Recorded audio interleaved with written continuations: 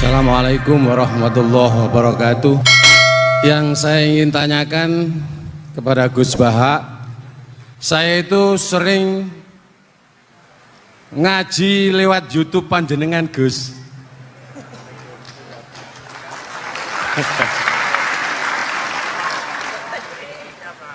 Insya Allah ilmu saya tambah walaupun tidak banyak.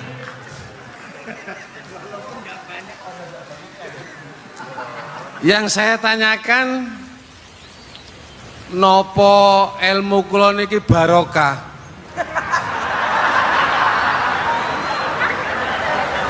Yang pertama, karena saya ngaji lewat YouTube panjenengan, saya tidak izin. Untuk itu hari ini saya izin panjenengan. Mudah-mudahan ilmu ingkang saya dapat dari panjenengan niku saged barokah niku Gus. Terima kasih. Wassalamualaikum warahmatullahi wabarakatuh. Waalaikumsalam warahmatullahi wabarakatuh. Langsung mohon Gus nggih, yang satunya dulu. Ya Pak Haji. Oh gitu. Monggo Gus. Itu tetap barokah dan kebaikan itu mah nggak perlu minta izin. Kalau kebaikan minta izin jadi repot. Jadi kalau dalam kitab fikih disebut iktifaan bil izni syar'i, karena syarak akan selalu memberi izin sama kebaikan. Itu udah hanya masalah YouTube sampean. Tadi melihat wajah Gus Ali ibadah, pamit dulu. Nanti kalau ada orang alim lewat mau lihat juga pamit dulu. Lama-lama mau baca sholawat, ya Rasulullah pamit dulu mau baca sholawat. Jadi semua kebaikan itu cukup iktifaan bil izni syar'i. Ya jelas ini ya. Ya. Oke, terima kasih. Jangan lupa pulsane tuku dhewe lek ndelok YouTube. Wifi-nya juga jangan nyolong. Harus passwordnya izin kepada yang punya wifi. Baru nanti 100% barokah. Mbak yang belakang bisa berdiri. Yang mau tanya tadi. Ya, silakan. Bismillahirrahmanirrahim. Assalamualaikum warahmatullahi wabarakatuh. Mohon izin Yai Gus, saya di sini mau tanya, selain sebagai pelajar santri, saya juga sebagai seorang mahasiswi di salah satu universitas di Surabaya. Yang saya tanyakan sebagai pemuda milenial, kita semua tahu bagaimana keadaan demokrasi negara Indonesia saat ini. Yang saya tanyakan, bentuk dari hubul waton minal iman. Hubul waton di sini, bolehkah saya sebagai seorang mahasiswi menyuarakan pendapat saya, berjuang bentuk ijtihad demi keadilan berupa demonstrasi?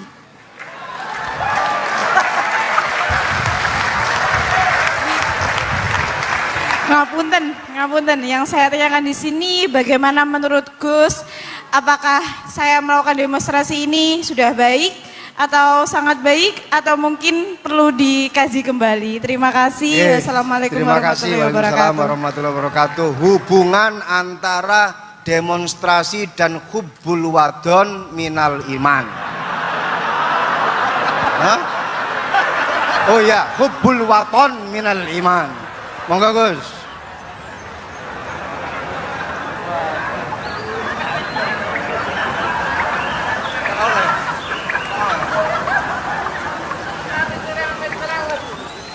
Ini benar-benar ahli loh aku. Begini kan, demonstrasi itu kan makna pokoknya itu kan apa? Memperlihatkan. Makanya demonstrasi kekuatan maknanya ya show, ya memperlihatkan satu apa? Kekuatan. Sehingga kalau dalam Islam itu ya fleksibel, asal itu tidak merugikan orang lain, tidak anarkis, tidak mandorot bagi kelompok lain tentu boleh. Bahkan kalau tidak apa menyuarakan suara kita tentu dengan cara-cara yang tetap islami ya, itu malah kita disalahkan karena berarti tidak ikut bertanggung jawab terhadap proses bernegara. Tapi tentu disuarakan secara konstitusional dan secara baik. Kemarin pas demo di Jogja yang ramai itu, masalah rancangan KUHP itu rektor UI juga ketemu saya pamit, Gus mau demo aja. Ya tapi yang baik dan sopan kan. Karena begini ya, di Quran itu ada ayat walau la dafuwahin nasa ba'dahum bi ba'dil la fasadatil ard. Jadi kekuatan manapun itu harus dikontrol. Tentu kontrol itu macam-macam. Tapi tentu saya ulang lagi, jangan anarkis, jangan melakukan sesuatu yang kontraproduktif. Jadi menurut saya pernah ditanya, Gus kalau pemerintah itu didukung 90% rakyatnya bagus enggak? Ya bagus, berarti presidennya hebat, didukung mayoritas rakyat. Kalau hanya 55 ya bagus, presidennya biar tahu, biar hati-hati karena dipilih separuh lebih sedikit. Lah kok bagus semua? Ya emang harapan kita sama Allah semuanya baik semua kata saya gitu. Jadi susahnya apa sih kita melihat sesuatu itu asal agama ini kan gampang, asal tidak maksiat itu baik. Asal gak maksiat itu baik. Makhuyira Rasulullah bina amroini lahtaro aisarohuma malam yakun isman. Jadi demo itu bukan, nah kalau demo yang diharamkan sebagian fatwanya ulama tentu yang maknanya yang anarkis. Kalau yang dihalalkan tentu maknanya yang tertib. Itu biasa dalam hukum fikih. Rasulullah ngendikan A, mahmalnya seperti ini. Rasulullah ngendikan B, mahmalnya seperti ini. Karena kadang ngendikane Nabi cara zahir itu berlawanan. Misalnya Nabi ditanya, amal paling baik apa ya Rasulullah? Nyaur utang gitu. Karena biasa yang ngemplang mungkin yang tanya itu tukang. Tapi kadang Nabi jawab birrul walidain. Kadang jawab as-sholat di awali waktiha. Karena penanyanya ini beda. Aku nggak tahu sholat. Gimana? Cinta aku nggak tahu sholat. Ya, cinta aku nggak tahu sholat kata beliau. Kan gitu. Jadi ini penting saya utarakan karena zaman Nabi itu ya biasa Nabi misalnya ngendikan sesuatu itu. Terus ada juga sahabat yang memperlihatkan pendapatnya. Tapi tidak niat bantah. Masyhur itu dalam tarikh. Saya beri contoh yang masyhur itu. Nabi pernah sholat duhur itu 2 rakaat. Sebagian riwayat mengatakan asar, tapi yang lebih kuat itu duhur. Setelah 2 rakaat Nabi sholat, itu akabirus sahabat papan atas itu tidak ada yang ngentikan karena mereka sopan semua, tahu etika. Setelah Nabi pulang sudah dekat pintu, ada sahabat yang berdiri. Ya Rasulullah, aku siroti sholatu amnasita. Ini sholat model kosor, apa engkau lupa? Tapi sahabat yang nggak tanya ini niatnya malah lebih agak-agak buruk. Baguslah kalau sholat terbaru 2, berarti besok ya 2. Karena pakai teori nasah mansuh, berarti hukum itu pakai yang terbaru. Jadi gayanya tidak tanya, tapi lebih sama mungkin yang setuju undang-undang tadi ya tentang rumah tangga. Kalau istri nggak mau dikumpuli tetap dipaksa, nanti suaminya bisa dilaporkan ke pengadilan gitu. Saya pasti mikir saya bukan masalah pengadilannya, pasti istrinya cantik. Kalau jelek kan nggak mungkin dipaksa.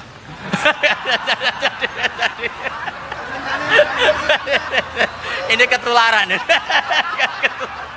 Jadi saya cara berpikir tuh, jadi tak pikir lucunya saja, bukan pikir seriusnya. Ketularan ya sudah ketularan. Karena keburukan itu mudah nular.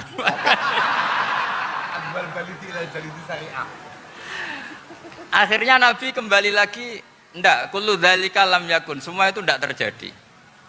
Tapi Nabi sebagai orang yang sangat, ya sebenarnya enggak boleh dibahasakan sangat demokratis, sangat bijak.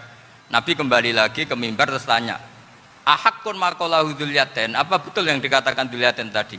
Kata sahabat semua, betul ya Rasulullah, tadi engkau sholat hanya 2 rakaat. Nabi kemudian takbir lagi, meneruskan 2 rakaat terus salah.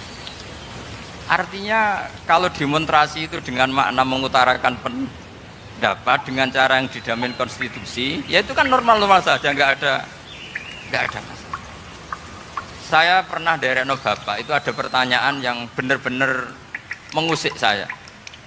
Ada orang miskin datang ke bapak, Pak Yai, jadi wong melarat itu ra enak. Sajane ya wis suwe dadi wong melarat ra enak. Itu pas Ramadan. Kenapa kata bapak? Bapak saya itu teman akrabnya Gus Ali, itu senengannya ya guyon, mau meninggal aja masih guyon. Bapak itu guyon terus. Kenapa ya? Sudah puasa nggak makan, buruh orang macul itu kan berat. Mau istirahat nggak boleh karena buruh orang. Enak jadi wong sugih puasa diam di rumah gini-gini terus. Terus kata bapak saya gini, enak wong melarat. Jadi yang sugih nak poso berat. Kok sakit ya? Esok mangan pecel, awan rawon, enggak sore sidik sate. Jadi yang harus ditinggalkan itu banyak. Nak sampean kan biasa meninggalkan itu semua. Semenjak itu dia, oh iya, nak ngono podo-podo abot. Jadi hasutnya pada orang kaya terus nggak ada. Nah ini pentingnya ilmu, jadi pentingnya pendamping tadi itu. Setelah diberi jelasan, oh maturuni ternyata podo-podo abot gitu. Dia nggak tahu susahnya jadi orang kaya. Ya sama seperti tadi, yai saya puasa, kerja gini-gini, bojo sitok elek, terus dari yang bojone 4 cantik semua abot aku. Karena harus ninggalkan 4 yang cantik tadi, yang bisa menghidupkan tadi itu. Itu kan juga demonstrasi, artinya mengutarakan apa yang, jadi itu saya pikir seperti itu. Ya ini, mohon ya gitu aja. Assalamualaikum warahmatullahi wabarakatuh. Waalaikumsalam.